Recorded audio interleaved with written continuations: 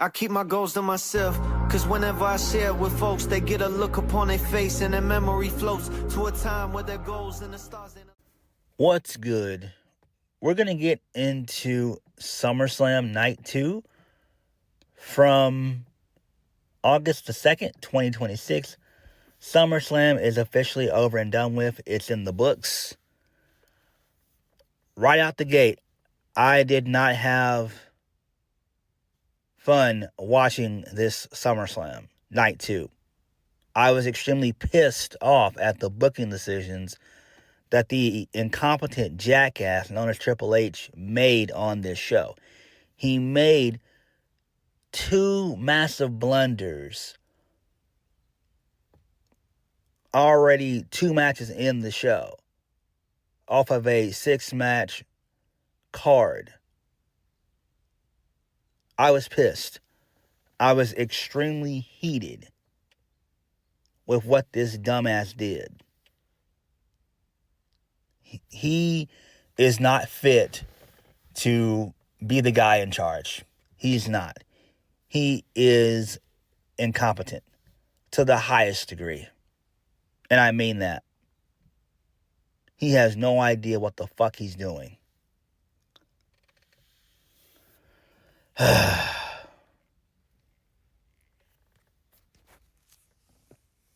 I'm heated, man. I am absolutely fucking heated.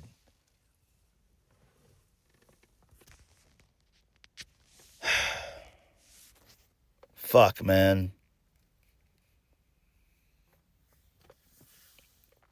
The dude doesn't give a damn about the future of the company. He doesn't.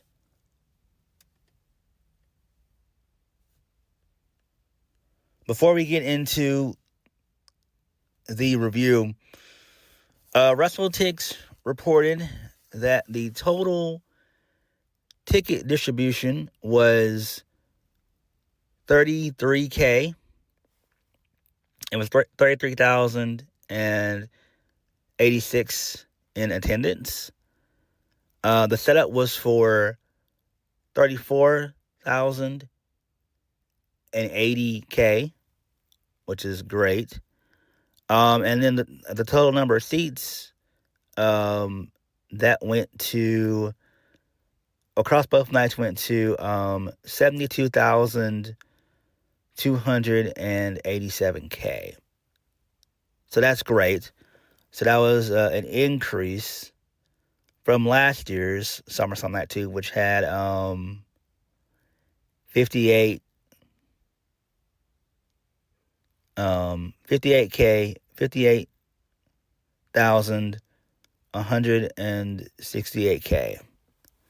That was when it was at MetLife last year. Okay, that's fine.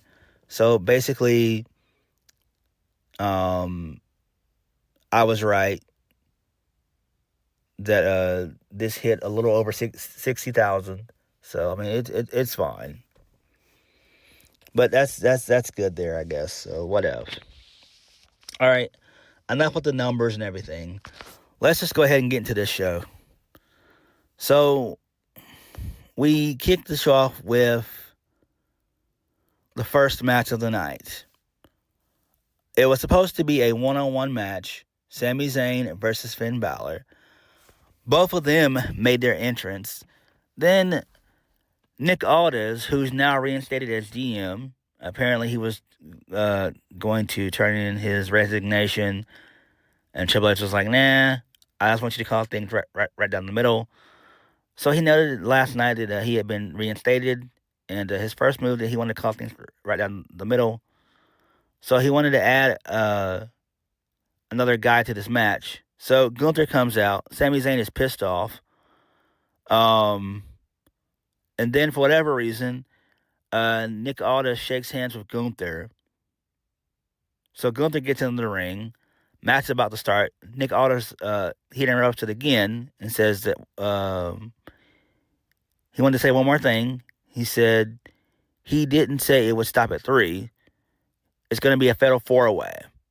So then Kevin Owens comes out, gets a massive reaction, and Sami Zayn just loses his shit. So Kevin Owens ends up defeating Sami Zayn to become the new number one contender to face CM Punk for the WWE Championship. Man, get fucked. Get fucked. This sucks.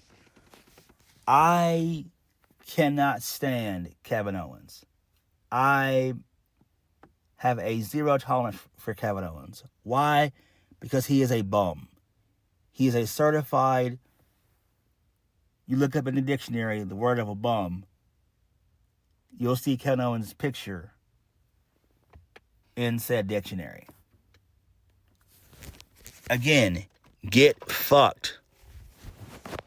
I can't stand Fatal 4-Ways. This whole thing was ridiculous. You screwed over both Sami Zayn and Finn Balor. I really actually wanted to see CM Punk and Sami. I wanted to see how that would play out and go. And it looks like we're not even getting that. So Sami Zayn basically just got royally fucked over. He had a 9-day title reign, and then he loses his only chance to get back at CM Punk. This sucks, man. This absolutely sucks. Gunther and Finn Balor shouldn't even have been involved in this. It's the same thing when it comes to Kevin Owens. Why is he back? Again, we get it. He came off an injury. He was out with a neck injury that lasted, 17 months? Okay. Glad that he's back, but he doesn't need to be in a main event scene capacity at this point in his career. Again, I am over Kevin Owens. He would be better off in AEW. Seriously. Same thing for Finn Balor. Or no, Finn Balor could probably go back to New Japan and do very well there. Even though he's in his mid-40s, but still. It's just, I am tired of these fucking old guys like Kevin Owens and Finn Balor. Gunther is nauseating to me. And I don't understand why the fuck this even happened. Like, are you kidding me? Really? And again, I don't care about the promos from Kevin Owens and CM Punk. I don't care. I don't care what promos that we get. I'm not a fan of Kevin Owens. I'm not. I was probably 10 years ago, but modern Kevin Owens, like now, like, fuck no. Like Kevin Owens within the last, 5 years? No. Are you kidding me? No. He was fine and tolerable in, 2015, 2016, and all that. I'd say from 2015 to probably 2020 was when he was tolerable. Now, no. KO should have been gone. He is the one guy that would fit perfectly in AEW like a glove. Man, this sucks, dude. This absolutely sucks. But whatever. It ain't Triple H's money. This is TKO's money, so whatever. Who cares about this shit at all? So Kevin Owens gets the win via the stunner. Sami went for a haluva kick. Kevin Owens got out of dodge from that. He had a super kick followed up by a stunner for the 1-2-3. So whatever. I don't care about this at all. This makes no sense at all. I don't care. Moving on from that, this leads us into Trick Williams versus Baron Corbin. Baron Corbin defeats Trick Williams. He is now the new U.S. champion. Get fucked. This was another thing that pissed me off. Triple H does not care about new talent. Why would you give Baron Corbin the United States Championship? Baron Corbin's only been back in WWE for a cup of coffee, literally, 3 weeks to a month. And you give him the U.S. title. For what? Why is Baron Corbin in this situation? It makes no sense. There were actually chants of, we want Mello in this match. I actually heard some people chant, we want Mello.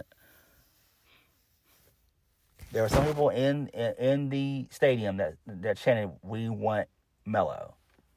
It wasn't a lot, but you could audibly hear it. This infuriates me to the highest degree, because why did Trick have to lose? Trick doesn't need to be in the chase position. Baron Corbin really didn't even need to even be in this type of position. Baron Corbin being brought back is fine to an extent, but he doesn't need to be in the mid-card. He needs to kind of be in the main event scene, or at least hovering around it. What the hell? Like, this makes no sense. So Little Yachty gets involved in the match early on. Corbin takes him out and everything. He tries to get involved again. He hits Corbin with the trick stick. So then there's miscommunication towards the end of the match between him and Trick. Corbin pushes Little Yachty through a table. He crashes and burns. And then Trick tries to hit the trick shot. Corbin gets out of dodge of that, and he hits the end of days, 1, 2, 3. And Corbin is the new U.S. champion. Get fucked, man. Like, this is so stupid. So retarded, man. What the fuck? Like, why would you get ready? Why would you take the title off of one of your only bright spots for SmackDown? SmackDown has been garbage for close to 2 years now.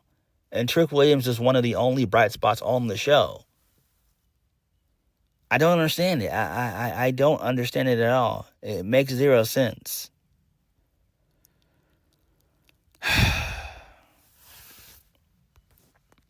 Again, Triple H is incompetent. There was no need for Baron Corbin to win. No need. Trick Williams didn't need to be in the chase. He doesn't need to be in the chase position at all. It makes no sense. Oh, man. I don't understand it. I really don't. I don't. But whatever, man. I don't get this at all. At all.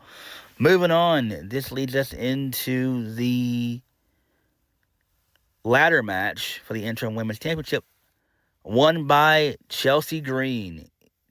Chelsea Green. I wanted to do that just for the lulz.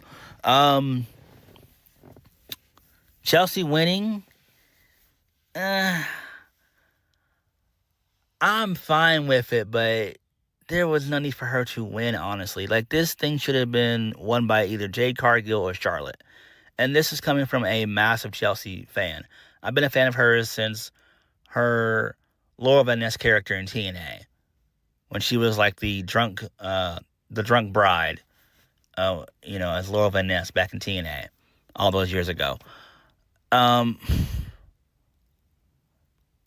crowd popped tremendous for this, and Chelsea got a really good moment. It was great.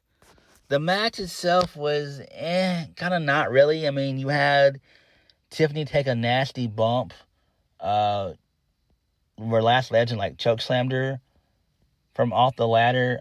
From off the second rope through a ladder. That was nasty. I thought that would have taken her out.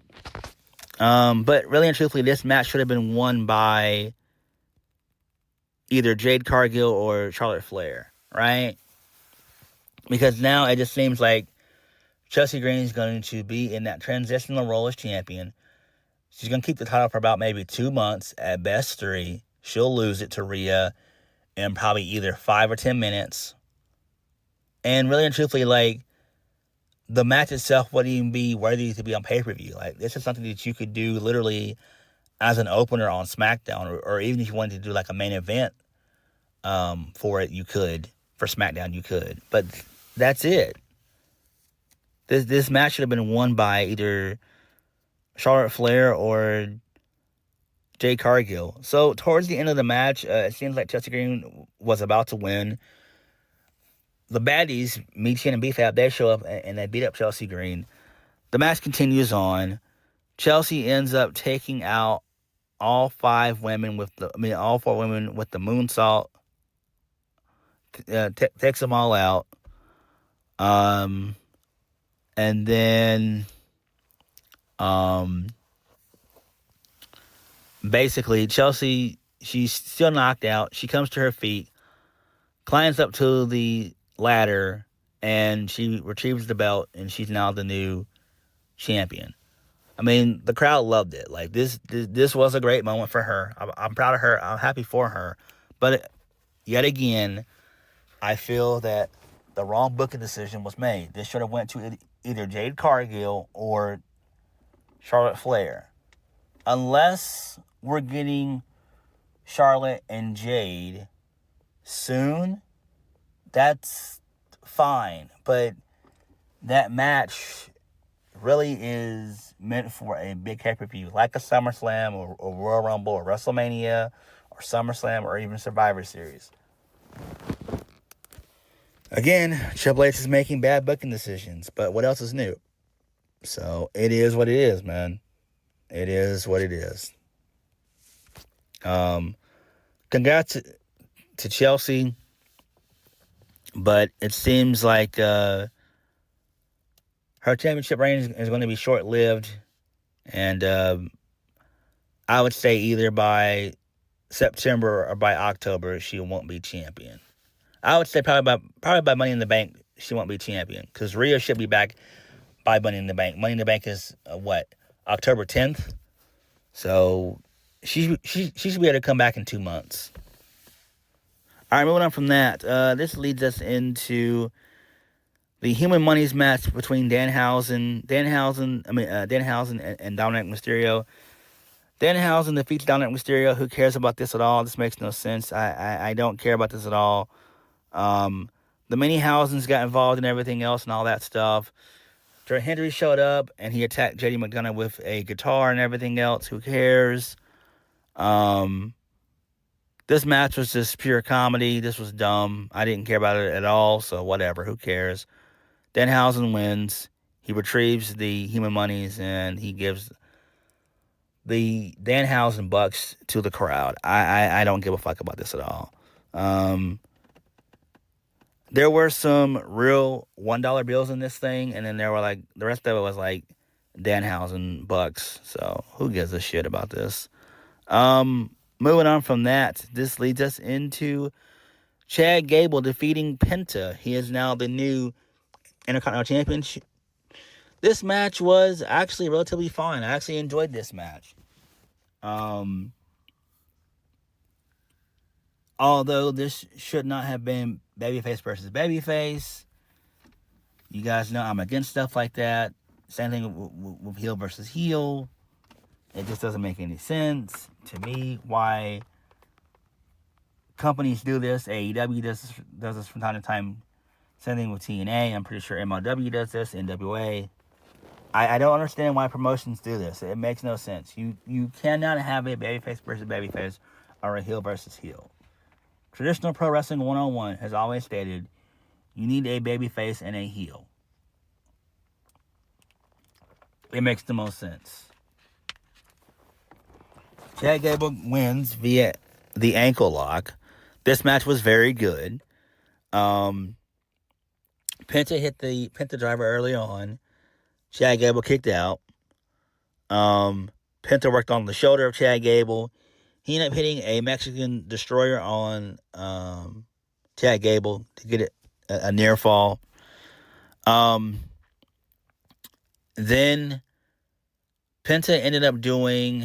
Well, he was going to go for Mexican destroyer on the ring apron. Chad Gable reversed that into a German suplex on the ring apron, which was nasty. That was a nasty spot there. And then Penta was going to go for the Penta driver. The Mexican destroyer. Chad Gable kicked out, and then he locked in the ankle lock, dropped to the mat, and Penta tapped out. So Chad Gable, he cried and everything else. Apparently, his left or right cheek was bleeding. I don't know how that happened. I'm guessing maybe like a kick or a punch from Penta, whatever. I don't know. But when I was watching it, I saw some blood So I don't know where that came from. So post-match, Chad Gable, he celebrates with his family, saying that he's born and raised, and he also lives in Minneapolis. So, there's that. And then he hugged his family and everything, and then he hugged Penta. And Penta put the title around Chad Gable's waist, and that was it. So I'm guessing it's back I guess it's back to AAA for Penta, I would assume. Which actually would make sense. Because I wish that Penta could have defended the IC title in AAA. That would have been great. Or bring some AAA guys over to the main roster and, put on decent matches. But actually do something with the title. But Penta's been basically off television in catering and doing other things versus being featured on the show. And that's the problem. It's like Triple H doesn't give a fuck about the mid-card for the men or the women. He doesn't give a fuck about the tag team division for the men or the women. He doesn't care about the women, period. Outside of his favorites. Unless you're like Io or Rhea, he doesn't care about you. Or Liv, he doesn't care about you. I don't get it. It's mind-boggling to me. Where does Penta go from here? I really don't know. I really couldn't tell you. I'm guessing his best option would be AAA. I'm guessing. Maybe Javon Evans is going to be the main one to dethrone Chad Gable. Maybe, but I don't know. I really don't know. All right, moving on from that, this leads us into the main event of the evening. Roman Reigns defeats Seth Rollins to retain the World Heavyweight Championship. This match was actually pretty decent. Both guys went to war. So there were spears, stomps, buckle bombs from both guys. Roman locked in the guillotine in this match. Seth Rollins fought out of it. There was a bunch of super kicks from Seth Rollins. Seth Rollins tried to go for an avalanche stomp. There are a bunch of spears in this match as well. I said that before. They brawled in the crowd for a brief little bit as well. Rollins powerbombed Roman through the announce table. Same thing. Roman did the same thing to Seth Rollins. So Roman did his powerbomb first. Then Rollins did the powerbomb to Roman. So both announce tables exploded, which was great. There was a ref bump in this match. So Roman hit a spear. I thought at that point maybe we were going to see Zilla Fatu show up, but he didn't show up, which is good. Thankfully, the Bloodline, Jimmy, Jay, and Jacob, they didn't get involved either. This is fine. So, both guys just continue to empty the chamber of moves, back and forth punches and blows and stuff. They talk shit to each other. And Rollins ends up hitting a stomp. Roman gets out of dodge. He ends up hitting a stomp on Rollins. Rollins goes down. Roman hits not one, not two, but 3 spears. And then he puts Rollins away. And that was it. So the match was very good. Even though I'm not a fan of this. Seth Rollins was wearing this weird white, green, and pink attire. Michael Cole said it stood for redemption, basically, versus his traditional black attire, which represents anger. So, there's that. It is what it is. Who really cares?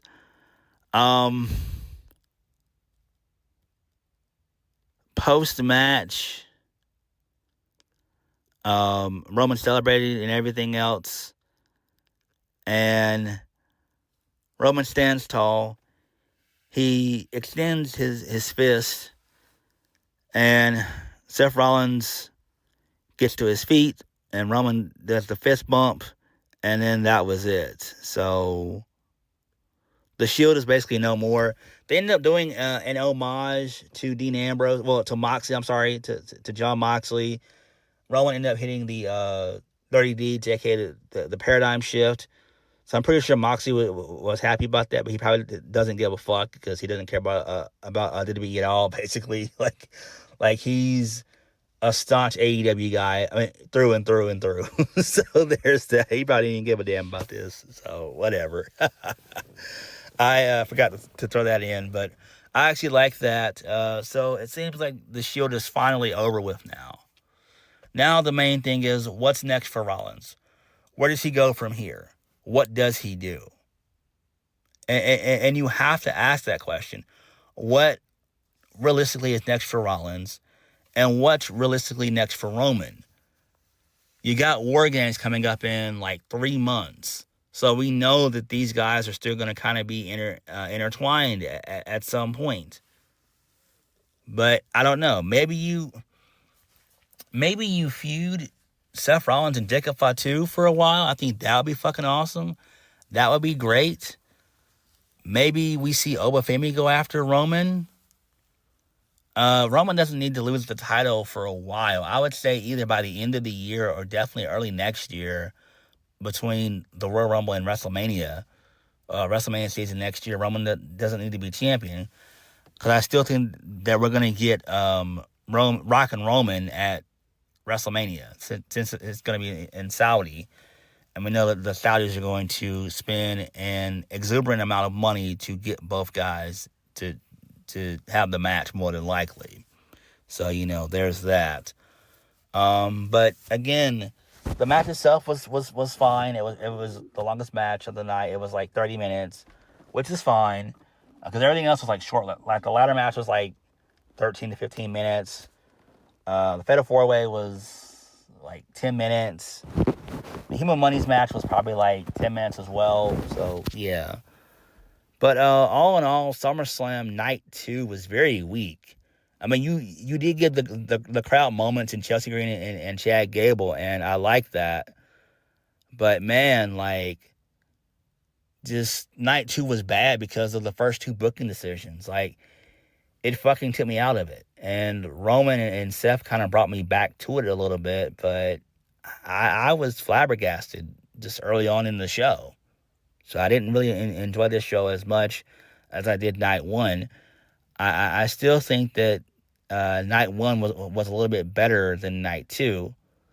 And who really cares that we finally put an end to Roman and Seth? Like, that should have been over with a long time ago. So, whatever. But it is what it is. What did you guys think of SummerSlam? Let me know. Like, comment, subscribe. Peace.